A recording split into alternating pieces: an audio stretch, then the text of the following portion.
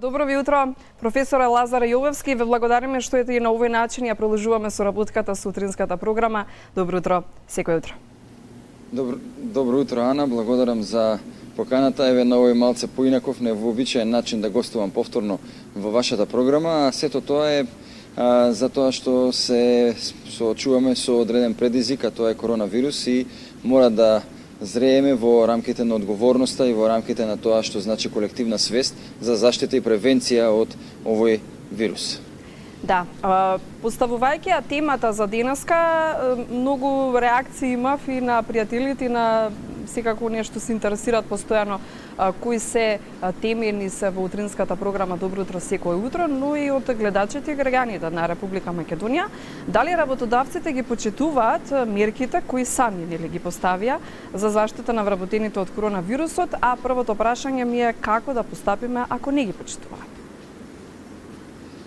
Па, всушност, ова прашање не е веќе прашање кое што е дали работодавачите сакаат, дали треба да ги почитуваат. Всушност, станува збор за едно прашање кое што е дел од еден поширок систем, за кој што веќе и претходно делумно изборувавме. Меѓутоа, во овој контекст имаме одредени насоки, препораки од самата влада за тоа што треба и како треба да се постапува од страна на работодавачите и од страна на вработените во однос на превенција и заштита од коронавирусот. Тоа е едната страна на приказката, а додека втората страна е самиот трудово-правен систем, односно системот кој што е предвиден со Законот за работни односи, со Законот за безбедност и здравје при работа, кој што предвидува одредени заштитни мерки кои што треба секој работодавач да ги превзема. Овде клучно е што одговорноста за преземањето за заштитата при работа е на работодавачот. Всушност, работниците се одговорни и тие да бидат дел од, да речем, успешната превентивна приказка, меѓутоа самиот работодавач е тој кој што треба да ги почитува законските одредби од една страна, а од друга страна и самите мерки кои што сега владата ги пропишува со цел да се што полесно, поедноставно, побрзо, побезболно справиме со овој вирус. Колку тоа се почитува во пракса, веројатно и самите вработени, и самите гледачи, и самите луѓе кои што се во работен однос можат да проценуваат, веројатно секој од своја лична перспектива, меѓутоа информациите што стигнуваат овие денови до мене е дека да, во пракса има одредени проблеми во однос на примената на овие мерки, од тоа да не се овозможува на одредени вработени да отсуствуваат од работа, зборувам за оние вработени кои што имаат деца до 10 годишна возраст, па се до непочитување на оние безбедносни мерки кои што значат заштита на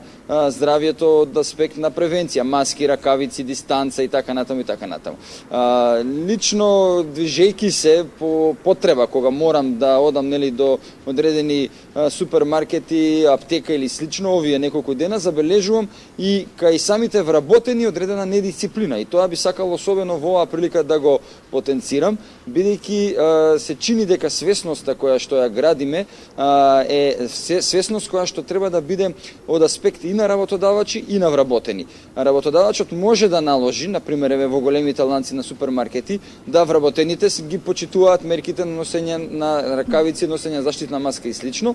Меѓутоа, ако вработените не го почитуваат, не ја почитуваат таа насока, тогаш навистина имаме дополнителен проблем и предизвик, а во пракса забележувам дека има одредени случаи на непочитување на овие мерки од страна на самите вработени. Така да приказката мора да ја гледаме од двете страни, односно да ги имаме во предвид самите работодавачи, со што тие се соочуваат и со кои предизвици, проблеми или несвесност има кај нив, а од друга страна и самите вработени, односно недисциплината, непослушноста, непокорноста, која што се појавува како некој пркос, кој што го има кај граѓаните. Во оваа прилика, ако дозволите, би сакал да укажам на еден многу интересен феномен, за кој што многу пати зборував, а и овие денови слушам и други луѓе го спомнуваат, а тоа е самиот концепт на размислување, некој велат менталитет, некој велат начин на живење. Пркосот и непочитувањето на одредените насоки како карактеристика на нашиот народ можеби е добро во одредени околности во минатото кога со тој пркос сме се спротивставувале на разни поробувачи и слично. Меѓутоа, во оваа ситуација, во оваа констелација на односи, навистина пркосот, непочитувањето, недисциплината во однос на превентивните мерки кои што се предлагаат од надлежните институции не е добар начин на функционирање и навистина во тој дел апелирам како и многу други, еве јас да се приклучам на тој апел и преку вашиот медиум за изградување на свесност кај граѓаните дека навистина оваа ситуација не е толку наивна и дека сите заедно можеме да помогнеме да се превенираат определените негативни аспекти или развојот во насока на проширување во пошироки размери на оваа болест, односно вирусот. Да, можеби сите заеднички сме во оваа ситуација и за прв пат, нели? Со вакви превентивни мерки, па можеби затоа имате и лични примери каде што и самите вработени всушност и не знаат до каде можат да бидат совесни, односно тие се совесни, не ми беше тоа прашањето, туку до каде се нивните всушност работни обврски, затоа што во моментов имаме впечаток дека најзагрозените или оние што постојано би требало да бидат на работа, тоа се вработените во маркети, вработените во аптеките, доставувачите на храна, тие што треба медицинскиот персонал, секако што постојано се на своето работно место, па и новинарите ако сакате, затоа што и ние сме на некој начин први на ударот изложени ризик фактор за нели подложни од коронавирус, но професијата тоа го налага на сите овие што ги набројав професии дека треба да бидеме во спрега на својата професија, одговорноста пред граѓаните и постојано нели треба да бидеме на своите работни места, па можеби оттаму и овие времени мерки што постојано се очекува од вработените, сега јас малку ги бранам, нели? Кажавте дека имате личен пример дека навистина и тие се збунети можеби, нели, самите работодавци, но и самите вработени, но како ете барем во овие моменти да си ги заштитиме своите работнички права? Да, ве разбирам. Не станува збор некого да напаѓаме или да браниме. Станува збор за повеќе за апел да сите градиме една повисока свесност во однос на себе заштитата и заштитата на тие околу нас. И можам да ви кажам дека токму тие професии кои што ги набројавте навистина се на првата линија на фронтот. Веројатно испуштивме и некои, сега не е работата да ги редиме кои се професии се во однос на нели најизложени на ризициве на работно место. Меѓутоа, ако себе се надоврзам и на она претходново што на почетокот ти прашавте, работодавачите се тие кои што мора во овој дел да навистина покажат една повисока одговорност. Па дури и оние примери кои што ги наведов, каде што ако некој вработени не ги почитува, навистина да преземат одредени мерки на охрабрување, на сочување на самите вработени дека мора да ги почитуваат мерките. Меѓутоа, поголем проблем е кога работодавачите не ги почитуваат овие мерки и тука, како што напоменав, има одредени проблеми, има одредени ситуации во пракса. Се уште ова е многу краток период кој што еве речи си една недела од кога за прв пат почна да се применува мерка. Ако не се лажам, минатиот вторник се престана одредените активности на универзитетите, еве кај нас, на факултетот, во другите образовни институции и така натаму, и како поминува времето овие сет мерки се зголемуваат, нели, за до вчера веќе да се затворат и границите и слично. Меѓутоа, мора во овој комплекс на односи да самата држава реагира во повеќе сфери, во повеќе аспекти. Работодавачите во оваа ситуација, освен трговијата со прехранбени производи, останатите сектори пред се услугите, IT секторот, одредените туризмот, градежништвото и другите сродни сектори бележат одреден пат, значи на приходите, и во оваа констелација на односи многу е веројатно дека на првин удар ќе бидат и вработените. Од принудни одмори до намалување на работно време, намалување на плати. Овде во овој контекст би сакал да алудирам дека државата мора да реагира. И во овој контекст апелирам уште денес Значи да се излезе со сет на мерки од страна на владата, од страна на државата, кои што ќе значат економско помагање на самите работодавачи, заштита на вработените во контекст на нивните права, односно да се помогне да овие луѓе кои што би евентуално биле погодени од економските ефекти на коронавирусот бидат заштитени, да не останат, што се вели народски, нели, на улица без работа, да бидат отпуштени или слично.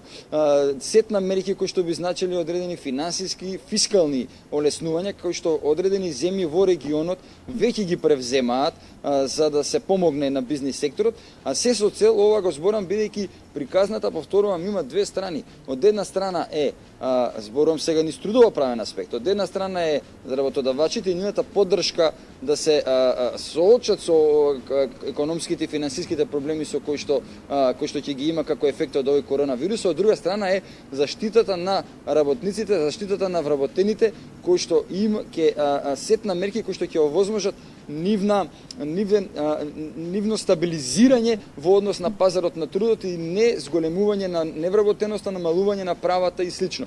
За сега немам информации дали се преземаат, дали се спремаат овие сет на мерки, меѓутоа како и да е, верувам дека ќе дојдат во одреден период, меѓутоа велам мора во овој аспект да реагираме многу брзо. Здравствениот аспект, исправувањето здравствено со коронавирусот е основата, главниот предизвик со кој што се соочуваме, меѓутоа овие секундарни и терцијални аспекти не се помалку битни, не се помалку важни, а тоа е делот на образованието, делот на економијата, делот на финансискиот сектор. Значи мора тука да се преземаат подитно мерки и чекори и да бидеме визионерски да ги гледаме работите, не за утре, туку за многу понапред, за да можеме да ги планираме одредени работи, да ги превенираме и да стабилизираме економијата, бидејќи системот македонски економски е кревок, имаме одреден степен на невработеност која што се уште е предизвик кај нас и сето ова не смееме да дозволиме да направи одредени поместувања кои што ќе значат нови проблеми на пазарот на трудот, намалување на право од работен однос и слично. Сите оние работодавачи кои што не ги почитуваат мерките, кои што сметаат дека работниците се оние кои што треба да го носат целиот терет на соочувањето со предизвикот на коронавирус, мислам дека се во голема заблуда и дека треба да се разбудат, затоа што работниците и работодавачите и државата треба да бидат партнери во целата приказка, заедно да соработуваат. На почетокот кажав во делот на свесноста, но и во делот на остварување на правата и обврските од работен однос, кои што треба да бидат на ниво на предизвикот со кој што се соочуваме, а тоа е сите да се трудиме да едни со други помогнеме и да не ја искористуваме ситуацијата за злоупотреби, особено од страна на работодавачите. Да, во однос на ова што го изнесовте, професоре, пред малку, сите вработени лица пак од здравствениот сектор поради овие вонредни мерки не треба да користат ниту годишни отмори, ниту платени и неплатени отсуства за време на овој период и сите од медицинскиот персонал се мобилизираат. А во однос на другото прашање до вас, Државниот инспекторат за труд излезе се со информација дека доколку вработените кои се спречени за исполнување на сите овие мерки изнесени од владата, од работодавачите, секако да го користат правото и да го известат Државниот инспекторат за труд. Ова ли е начинот на кој треба да се обратат ако забележат вработените некои недоследности? Да, ова е еден од начините на кои што работниците треба да реагираат и токму во оваа насока овие денови имав и лични прашања и во инбокс во однос на тоа што да направим, професоре, за непочитување на правата.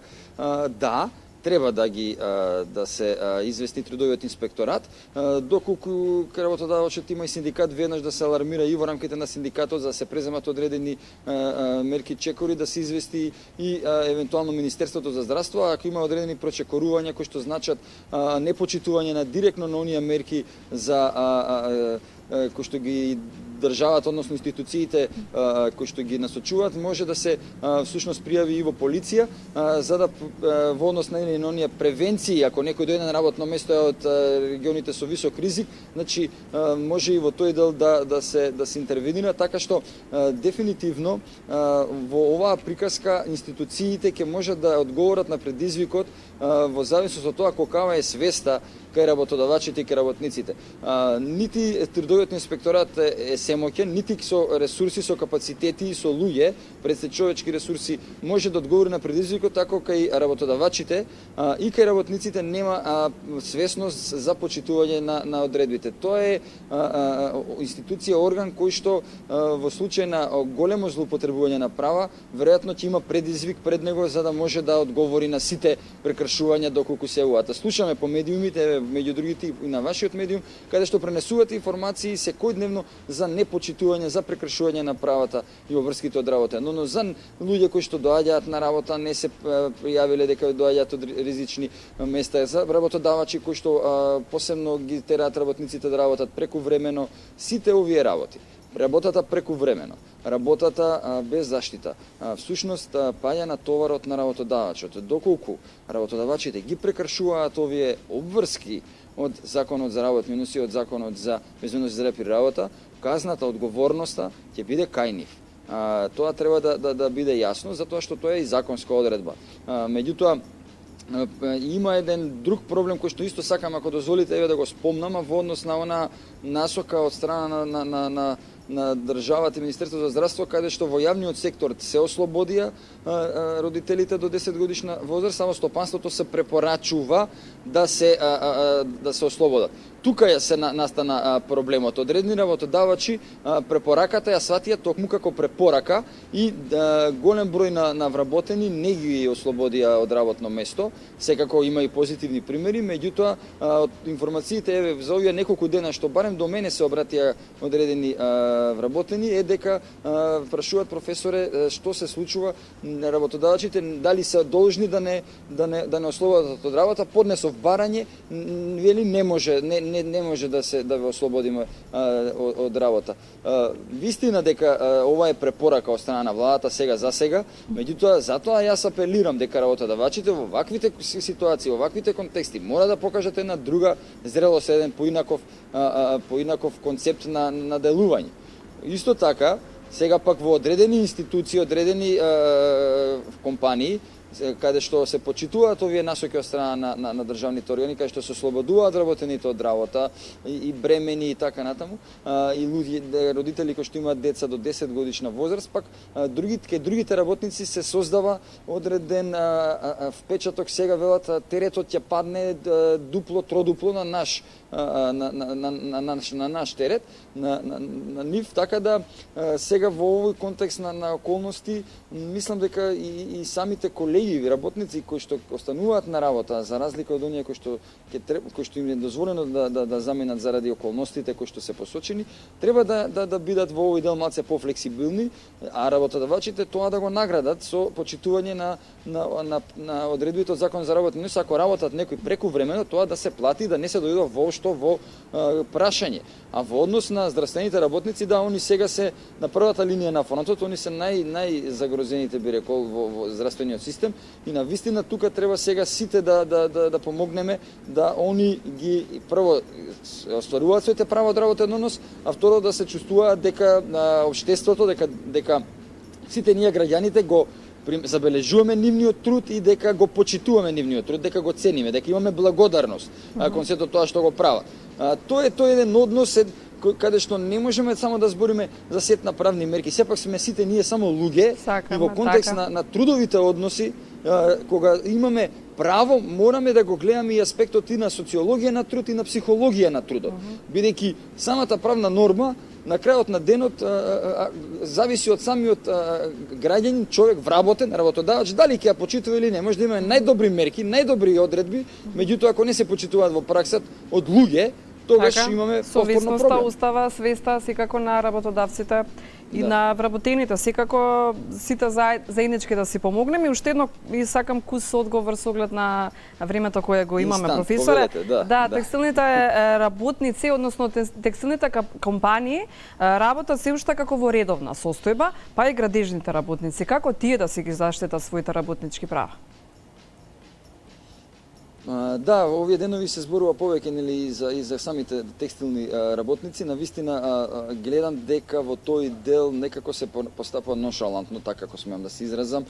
Станува збор за една опуштеност, за една, пак би рекол, одредена несвесност. Апсолутно подитно, уште од денес треба да се преземат сите мерки од делот на безбедност и здравје при работа. Тоа значи да се почитуваат насоките од страна на државните органи, од страна на работодавачот кој што ќе ги даде, да се помогне на работодавачите, бидејќи не очекувам дека во овие сектори целосно тотално ќе престане работниот процес, меѓутоа за да се превенира ситуацијата, за да не дојде од една, две, три работнички или работници во текстилната индустрија да се зарази цел град, бидејќи тоа се помали градови во Македонија кај што се сите поврзани меѓу себе, навистина подитно да се преземат сите мерки за да може да луѓето се заштитат. За оние кои што не е потребно да се пуштат на одреден принуден одмор. Меѓутоа, повторувам, овде државата мора да интервенира, мора да помогне на самите работодавачи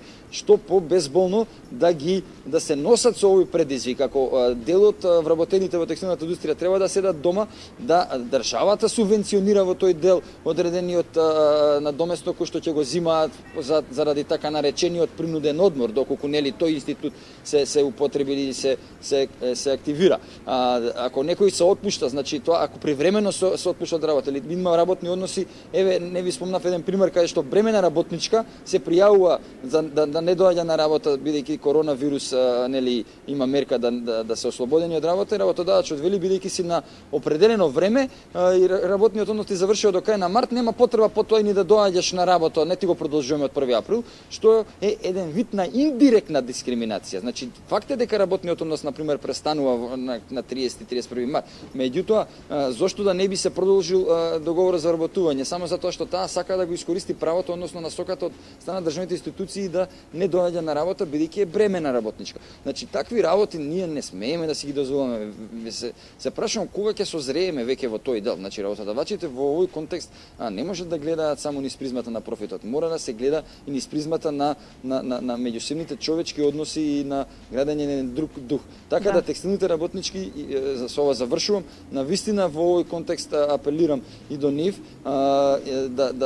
ако работодавачите не се тие кои што преземаат чекори да преземат сами. Значи само организацијата не е забранета согласно законот за работни односи, дури и да нема синдикат, да они можат како група на вработени да се организираат, а до работодавачите во овие сектори апсолутно да дигнат свеста. Ја познам од тој сектор работодавачи, мислам дека таму имаат луѓе со капацитет кои што можат да се на нивото на задачата да се постават. Да, верувам дека ќе биде така.